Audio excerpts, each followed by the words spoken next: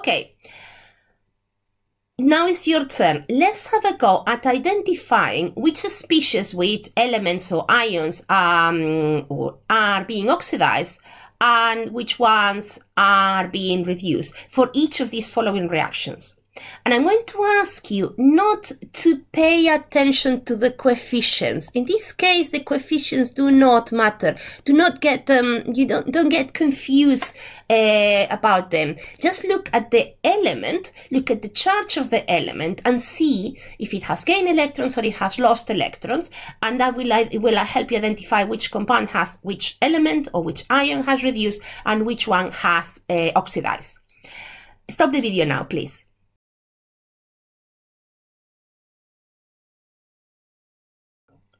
Okay, I hope you stopped the video and had a go at the exercise. Let's see how it goes. Let's start with the first reaction. And I look first at the chromium. So if I spot the chromium, I see, okay, well, I've got chromium. I'm going to write it here. Chromium that has 1 positive charge. And then it has become chromium with 3 positive charges. So it has kind of gained 2 positive charges. But that we cannot express that like that, because compounds do not gain or lose positive charges, because it would mean, oh, they are gaining or losing protons. And remember, the number of protons in the nucleus does not change. It only changes with nuclear chemistry, in which you literally change one atom into another.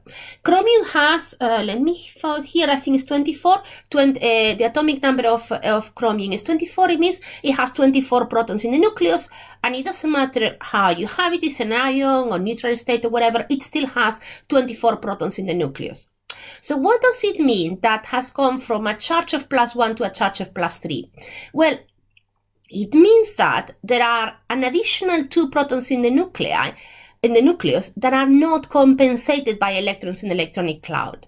It means that chromium going from +1 to +3 has lost 2 electrons. And look how I'm writing it. I'm writing it in the product side.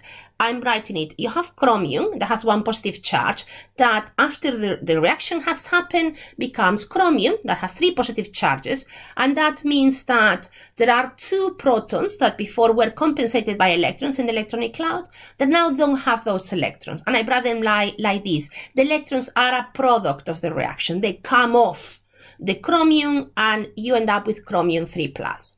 So here you've got an atom or an ion. In this case, they're both ions. Chromium, the 2 chromium ions, and chromium from the reagent to the product side has lost electrons. And we call that an oxidation reaction. We say, oh, chromium plus has oxidized to chromium 3+. Let's have a look at the next one. And remember, if we have an oxidation, we are going to have a reduction. So hopefully our next ion, tin, Sn, will be the reduction. If not, we have made a mistake. So I have a look at the tin, and I look at what's happening with the tin. Okay, tin with 4 positive charges becomes, after in the product side, become tin with 2 positive charges. It means it had 4 of all the protons that tin has in the nucleus. There were 4 that were not compensated by electrons. And after the reaction has taken place, of those 4, actually 2 are now compensated by electrons and only 2 are not compensated. That means that our tin 4+ has gained electrons, because tin 4+ has gained 2 electrons. So that means of those positive charges, 2 have been compensated, and you end up with tin 2+. That means that our tin 4+ has undergone a reduction, and this is the reduction reaction.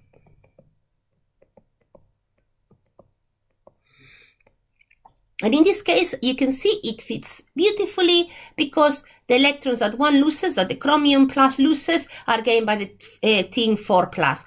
Not always, maybe not all reactions will fit so well, because then you have to balance the reaction. It's not only just spotting which one oxidizes, which one reduces. You also will have to play with the quantities, and that's where the coefficients play a role. But at the moment, just to spot which one reduces, which one oxidizes, we don't need to worry about being balanced.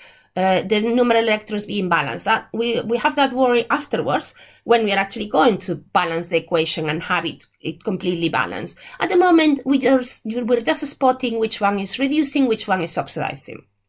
So let's have a look at reaction B, and I'm going to write it on that top right-hand corner. So let's first have a look at to mercury. So I've got the ion mercury 2+, so it's a cation. And I see that it has become Hg2. So it has become neutral. It has, from having a positive charge to having no charge, positive or negative. Okay, so if I look at that, I see, okay, you have the mercury that has, I don't remember what's the atomic number of mercury, but as many protons as it has in the nucleus. There are two of them that are not being compensated by electrons. That's what you have, the cation Hg2+. In the product side, all the protons in the nucleus are compensated. That means that mercury must have gained 2 electrons to compensate those positive charges. So if it has gained 2 electrons to compensate those 2 positive charges from the nucleus, now it means it has reduced. It has it has reduced, yes, it has gained 2 electrons. Reduction is gaining electrons in a reaction. So I've got the reduction here. That's the reduction. And I say, oh, Hg2+, the ion mercury 2+, has reduced. And if I now look at the iron, and I look at it, okay, iron in the reagent side, it says iron, solid iron, and so that means it's not an ion, it's a neutral compound. It means all the protons in the nucleus are compensated by the electrons in the electronic cloud. They are all compensated, the positive and the negative charges. That's why you don't have any overall charge. The compound is neutral. If I now look at how it appears on the product side, I see that my iron has gained 3 positive charges. But we cannot express it like that because atoms do not gain or lose positive charges. The protons in the nucleus are whatever number of protons iron has. What has happened is that of all the protons in the nucleus, there are 3 now that are not compensated by electrons in the electronic cloud. That means that iron from the reagent to the product side has lost 3 electrons. Before all those electrons were compensated the protons in the nucleus. Now there are 3 of them that have been lost, that are not part of the molecule anymore. And that means there are 3 protons that are not compensated by electrons. So this is an oxidation. Iron has oxidized. And again, it matches because mercury has reduced, so that so if one atom gains electrons, that means another one has to lose them. And they don't match up because we haven't bothered to balance the equation. We have to play with the quantities of one or the other to make sure that the equation is balanced. But the overall process that one loses electrons, the other one gains them, it has been spotted. We know which one is the reduction and we know which one is the oxidation. Now, if I look at the third reaction, reaction C, I've got arsenic, I've got chlorine gas, and I make arsenic chloride.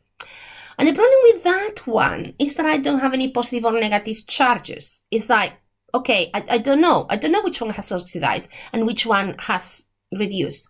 When you have a reaction involving ions, then yes, you can spot, or even ions are neutral species, then you can spot which one has lost electrons, which one has gained electrons, because you can see the number of charges, if they are positive, if they are negative, and how they change from the reagent to the product side.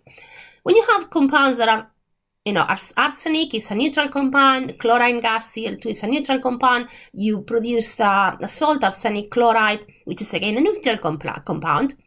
You don't know which one has lost electrons, which one has gained electrons. So only just by looking at the reaction is not enough. we need a better tool to identify which species will reduce and which species, chemical species, will oxidize. And for that, we need something called oxidation states or oxidation numbers. And more about that in the next slide.